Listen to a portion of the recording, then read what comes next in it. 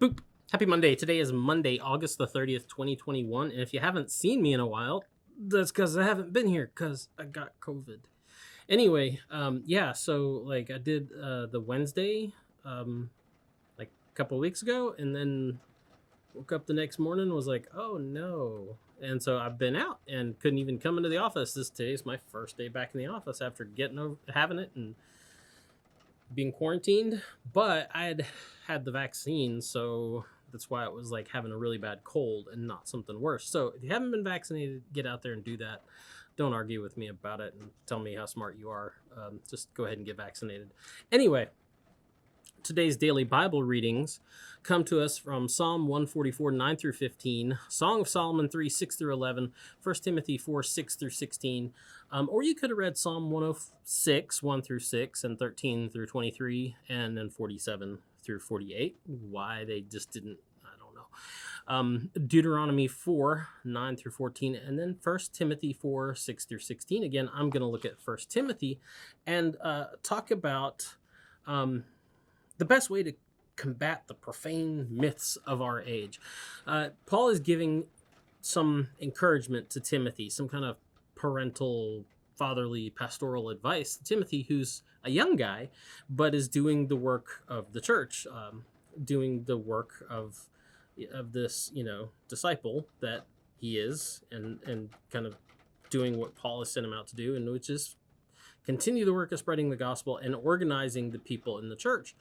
And so when you're young, starting out in anything, but especially ministry, you come up against the old ways pretty quickly, especially if you're a youngling like Timothy was. You come up against the old views, the old myths, the old wives, and all their tales. And Paul tells Timothy that he needs to face these challenges and reject them for what they are, which is profane.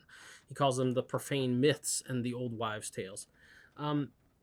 Because these were still, it's not that these are out and about, but these are still in the people in the church, and these kind of, they know better, and they're bringing all this old garbage into the church with them. So he tells them to fight against them by relying on, first of all, the sound teaching that he's been given. You've been taught good things, trust in that.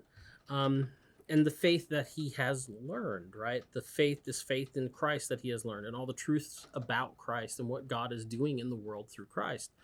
And that's, he says, the only way to combat the profane myths of his age.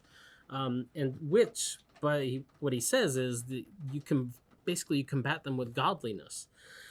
Because these are ungodly myths, and they are ungodly old wives' tales, and they teach ungodly things. The only thing you can really do to combat them is to practice godliness yourself, and to teach others that by letting them see you have that in practice. And so that means conducting yourself, he says, Timothy, in love, faith, and purity. That's what godliness looks like. So you live your life in a godly way so that it combats these godless myths, these profane myths of their age.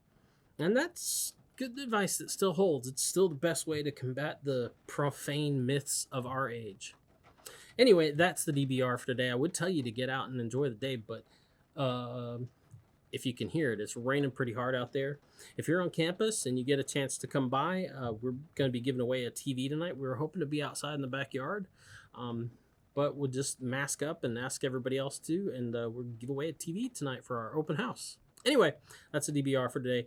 Get out and enjoy your day. Boop.